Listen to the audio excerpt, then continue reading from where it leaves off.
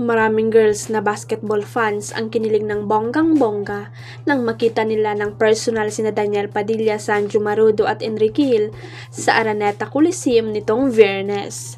Spotted nga sa courtside ng Game 5 sa pagitan ng Ginebra at San Miguel sa PBA Season 49 Philippine Cup semifinal sina Daniel, Sanjo at Enrique. Kwento ng kaibigan ng Abante, sa nasabing game nakita raw nilang nagtsikahan sina Sanjo at Ken. Pero parang hindi nga raw nila nakitang nag-usap o nagbatian man lang sina Daniel at Ken. Naginala tuloy ang mga intrigerang fan na baka raw nag-iiwasan talaga ang dalawa at may hindi pagkakaintindihan. May mga nagkomento pa at pilit na iniuugnay ang kumalat na kwento noon sa hindi raw pagpapansinan ng dalawa.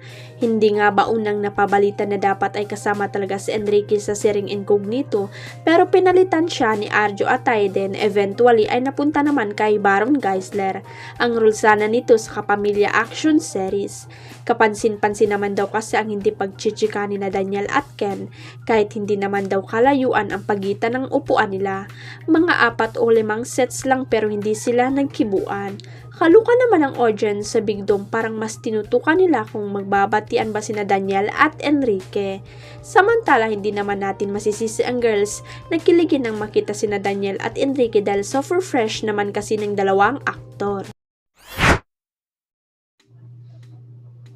Hindi makapaniwala ang kapuso actress content creator na si Mika Salamanca at ang kapamilya aktor na si Brent Manalo matapos silang tanghalin bilang kauna-unang Pinoy Big Brother Celebrity Collab Edition Big Winner Duo.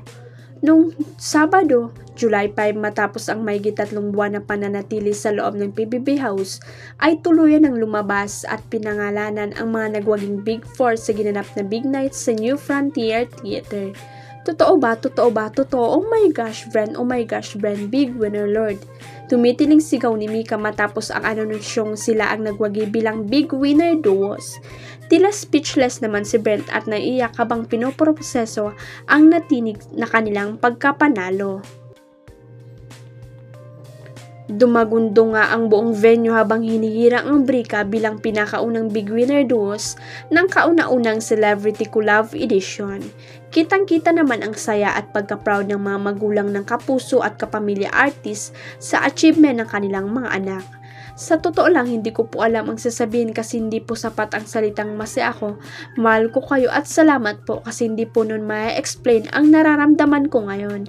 Naiiyak na sabi ni Mika. Dagdag pa niya, para po sa inyo lahat ito, para sa pamilya ko, para sa mga nagmamahal at para sa aming dalawa ni Bren. Sabi naman ni Bren, gusto ko lang sabihin na basta puso ang panlaban, anything is possible. God is good. Thank you po. Huwag kalimutang i-click ang subscribe button at i-ring ang notification bell para sa latest at legit chika updates.